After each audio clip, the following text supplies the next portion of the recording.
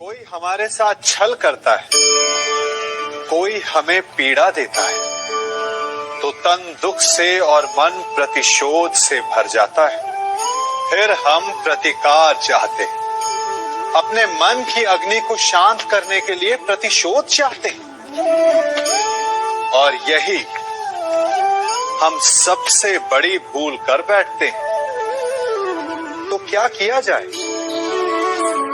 इसका केवल एक ही उपाय है और वो है क्षमा। यदि प्रतिकार चाहिए तो प्रतिशोध भुला दीजिए और न्याय की ओर अपने पग बढ़ाइए, क्योंकि यही वास्तविक प्रतिकार है।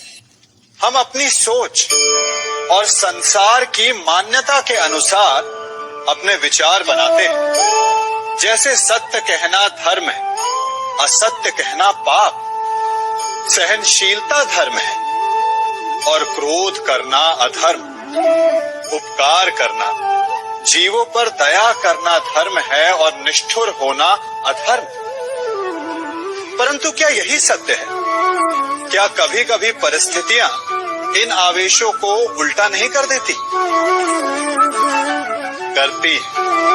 यदि इस संसार में कुछ धर्म है, कुछ पुण्य है, कुछ महान है, तो परिस्थिति के अनुसार चलना। जटायु स्मरण है आप सबको, वो जिन्होंने रावण पर क्रोध किया था, उस पर आक्रमण किया था। उस समय जटायु का क्रोध पाप नहीं था, धर्म था। इसीलिए अंत में उन्हें भगवान राम की गोद मिली।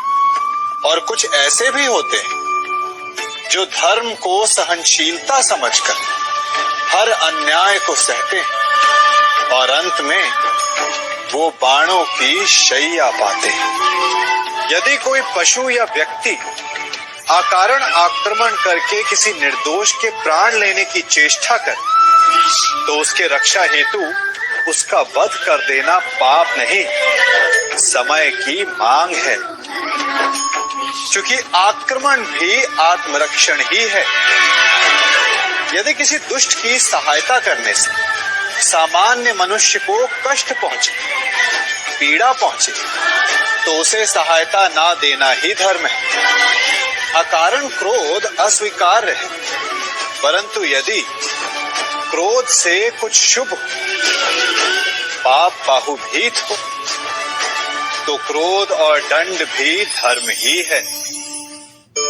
स्वीकारण, सत्य का स्वीकारण मनुष्य के लिए बहुत ही महत्वपूर्ण है। जब तक मनुष्य सत्य को स्वीकार नहीं करता, उसे असत्य से लड़ने की शक्ति प्राप्त नहीं होती। जब आप भोजन करते हैं तो क्या होता है? आपका पेट स्वीकारता है कि वो भर चुका है और आप भोजन करना बंद कर देते हैं। जब आपको निद्रा आती है तो क्या होता है? आपका मन स्वीकारता है कि आपका शरीर थक चुका है और उसे विश्राम की आवश्यकता है। उसी प्रकार जब आपको किसी व्यसन को रोकना हो, तो आपको स्वीकारना पड़ता है कि बहुत हो चुका, चाहे वो लालच हो या मदिरापान। उस व्यसन का त्यागना तभी प्रारंभ होता है जब आप ये स्वीकार कर लेते हैं कि आप उस व्यसन के बंधक हैं।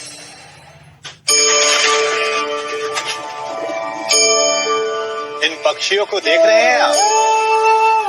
इनका उड़ना वायु में इतना संतुलन मुक्त कर देता है ना? इन्हें उड़ते देख आपके मन में भी इच्छा होती होगी कि इन्हीं की भांति आप भी स्वतंत्रता से उड़ पाए। ईर्ष्या होती है ना, जब आप इन्हें खुले आकाश में ऐसे विचरण करते देखते हैं।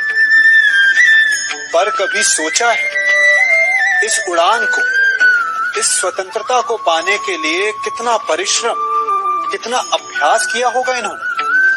आकाश में उड़ने से पूर्व धरती पर कितना गहन परिश्रम किया होगा इन्होंने।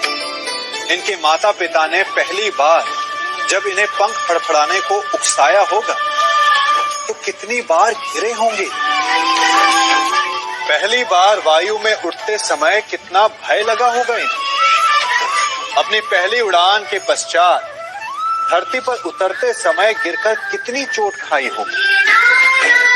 इस उड़ान का, इस स्वतंत्रता का ये मूल है। यदि आप ये दे सकते हैं तो अवश्य आप भी इस स्वतंत्रता को पा सकते हैं। इन पक्षियों की भांति ही अपने चारों ओर जब भी आप किसी सफल मनुष्य को देखें तो उससे ईर्ष्या ना करें। उसके परिश्रम और पीड़ा को समझने का प्रयास करें जो उसने यहां तक पहुंचने में पाई है। प्रेरणा लें, प्रयास करें और स्वयं भी सफल हो जाएं। हमारे जीवन का मूल आधार है करुणा। करुणा क्या है? करुणा दया नहीं, करुणा वो भाव है जिससे हम दूसरे की समस्या को समझते हैं।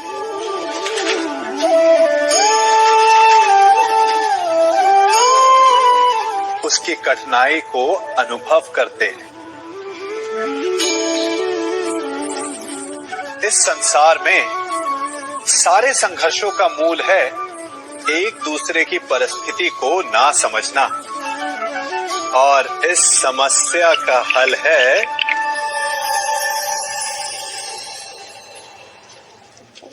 करुणा। करुणा किसी पशु पक्षी के प्रति हो या किसी मनुष्य के प्रति, ये आपके जीवन में कलेश और संघर्ष जैसी भावनाओं को दूर रखती है।